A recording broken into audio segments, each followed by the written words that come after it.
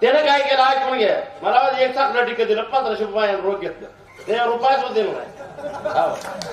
2700 रुपये दिला निवड चोर मारेल. ऐकून घ्या.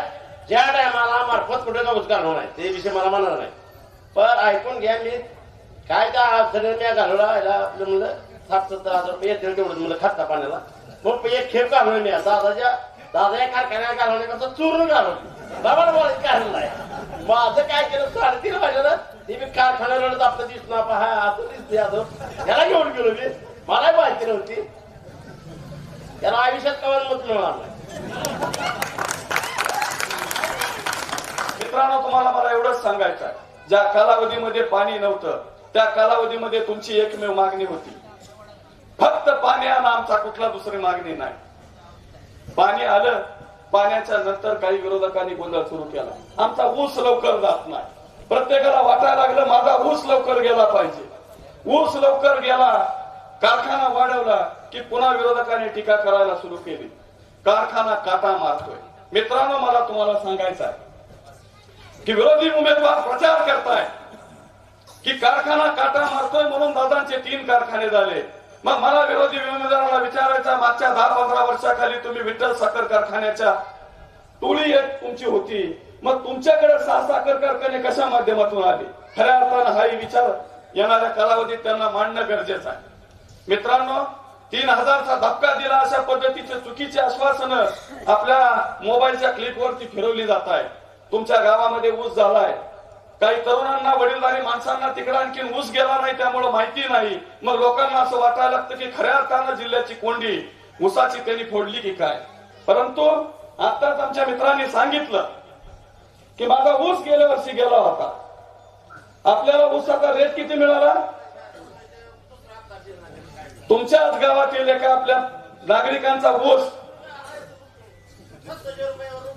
विठ्ठल साखर कारखाना गुरसाळे येथे गेला होता. त्यांना एक खेप ऊसाची गेली. मग तुमची खऱ्या अर्थानं जबाबदारी आहे. तुमच्या बाजूला तो त्याने काय केलं ऐकून घ्या. मला एक चाकलं टिकट दिलं 1500 रुपये रोख घेतलं. ते रुपया सुद्धा दिलं नाही. 2700 रुपये दिला निवड चोर मारेल. ऐकून घ्या. ज्या टायमाला मार्फत कुठे जाऊच करणार नाही ते विषय मला म्हणणार नाही. पण ऐकून घ्या. मी काय त्या अडचणी मी घालवला आपलं म्हणलं 7-7 रुपये येतील तेवढं म्हणलं खाता पाण्याला. मग एक खेप घालवली मी दादा कारखान्यात घालवण्याकरता चूर्ण घालवली. बाबा बोलायचं काढलं नाही. माझं काय केलं 3:30 वाजलं ते मी कारखान्याला आपलं दिसणार पहा असं दिसते असं त्याला घेऊन गेलो मी. मला माहिती नव्हती. त्याला आयुष्यात कवर मत मिळणार नाही. तर अशा पद्धतीनं तुमच्याच भूताष्टामध्ये हा सूर्य आणि हा जेद्रत करण्याचं काम या माध्यमातून तुमच्या शेतकऱ्याच्या माध्यमातून तुम्हाला समोर बघायला मिळत आहे.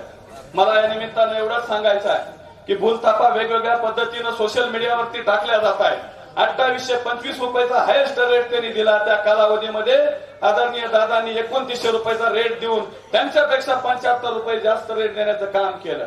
मार्च महिन्यामध्ये जो ऊस गेला त्यामध्ये त्यांनी 3000 रुपये रेट दिला. विठ्ठलराव शिंदे सहकारी साखर कारखान्याच्या माध्यमातून 3050 रुपयाचा रेट दिला. आता त्यांनी सांगितल्याप्रमाणे एकच खेप पाठवली 2700 रुपयाचा फक्त रेट दिला. तोही 3.5 महिन्याला त्यांना पैसा मिळाला. आदरणीय दादांच्या माध्यमातून जो ऊस गेला 10 दिवसामध्ये तुमच्या ऊसाचं पेमेंट तुमच्या खात्यावरती पोहोचवण्याचं काम आदरणीय दादांच्या माध्यमातून झालंय. शेवटी शेतकरी बंधूंनो तुम्ही लक्षात ठेवा. त्यांना सांगितलं पाहिजे या भूताष्ट्याला मागच्या 5-7 वर्षाखाली पाणी नव्हतं. ऊस उभा करण्याचं काम आदरणीय दादांनी केलंय आणि तुम्ही ऊसाची खोटी आश्वासनं देऊन मतं मागण्याचं काम करताय. तर या खोट्या चोरांना या ठिकाणी थारा तुम्ही देऊ नका. राहिला विषय सुरेश शेट्टीने एक आवाहन केलं की भूताष्ट्यातील सगळी मंडळी एकत्रात आलेली आहे आणि आपण सर्वांनी मिळून 100% तुम्ही 22चं रेकॉर्ड मोडण्याचं काम भविष्य काळात करणं गरजेचं आहे. कारण अहो शेठ मला तुम्हाला पुढचं एक सांगायचं आहे. ते ऐकून घ्या मग मोडा. मला तुम्हाला सगळ्यांना विनंती करायचं या भूताष्ट्यामधले सगळे पार्टीचे करती माणसं या स्टेजवरती आहेत. ज्या बावीला पाणी नव्हतं तुमचं आमची शिवशेजारी आहे. तुमच्या गावाला पाणी आणण्यासाठी मी सलग 2 महिने सकाळी 7 ते 8 रात्री 8 पर्यंत या ठिकाणी थांबून या गावातील तेव्हाचे प्रश्न मिटवले. तेव्हा खऱ्या अर्थानं भूताष्ट्याचा प्रश्न आदरणीय दादांच्या माध्यमातून कोर्ट केस मिटवून मार्गी लागला. त्यावेळेला निम्म भूताष्ट पाण्याखाली आलं. हा इतिहास आहे. मग मला तुम्हाला सांगायचं आहे, मागची लोकसभा झालीची आहे. आम्हालाही पाणी नव्हतं, तुम्हालाही पाणी नव्हतं. मागच्या लोकसभेला 400 मताचं लीड तुमच्याकडून विरोधात गेलं, आमच्यातून फक्त 87 मताचं विरोधात लीड गेलं. मागच्या विधानसभेला 755 मताचं लीड आमचं आहे. तुमचं किती आहे ते सांगा. आणि शुभेच्छा आहेत तुम्हाला. येणाऱ्या मतदानामध्ये आमचं रेकॉर्ड मोडण्याचा तुम्ही प्रयत्न करताय. नक्कीच नातेवाईक या नात्यानं तुम्हाला आमच्या शुभेच्छा आहेत. परंतु दुसरी एक गोष्ट लक्षात ठेवा, रेकॉर्ड जर मोडायचाच असेल तर अशी तयारी करा. ज्या बावीला पाण्यासाठी आम्ही आदरणीय दादांना मागच्या 10-15 वर्षाखाली दादा पाणी आणा म्हणून विनंती केली होती, त्या पाण्यासाठी बावीची सगळी मंडळी एका व्यासपीठावरती आली आणि व्यासपीठावरती येऊन सगळ्या मंडळींनी ठरवलं की आदरणीय दादांच्या माध्यमातूनच आपल्या काळ्या आईला हिरवा शालू नेसायचा असेल तर पाणी मिळेल. आणि म्हणून साठी 2043 पैकी 97% मतदार मयत सोडून पोल केलं. 2025च्या 2025 मत एकही मत विरोधात गेलं नाही पाहिजे याची काळजी घेणारा भाविकर आहे. जेव्हा जेव्हा भाविकरांना असेच आव्हानं दिली गेली, ती आव्हानं पेलण्याची खऱ्या अर्थानं ताकद भाविकर जनतेमध्ये आहे. तुमच्या आणि आमच्या शिवाच्या माळावरती बैलगाड्या शर्यतीचा धुरळा उडला म्हणून तुम्हाला जर असं काय वाटत असेल की बावी माग पडते की काय, तर तसं काय समजायचं कारण नाही. आणि खऱ्या अर्थानं तुम्हाला पाणी देण्याचं काम केलं.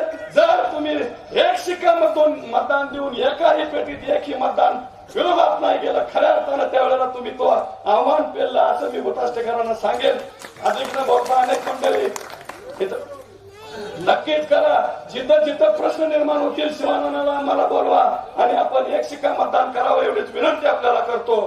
येणाऱ्या 20 तारखेला मतदान होणार आहे. त्या मतदानामध्ये रणजित बबनराव शिंदे हे आपले उमेदवार आहेत. त्यांचं चिन्ह सफरचंद आहे. तुमच्या गावागावामध्ये अशा ballot machine, dummy ballot machine आपल्यापर्यंत पोहोचवलेलं आहे. तुमच्या सगळ्यांची जबाबदारी आहे.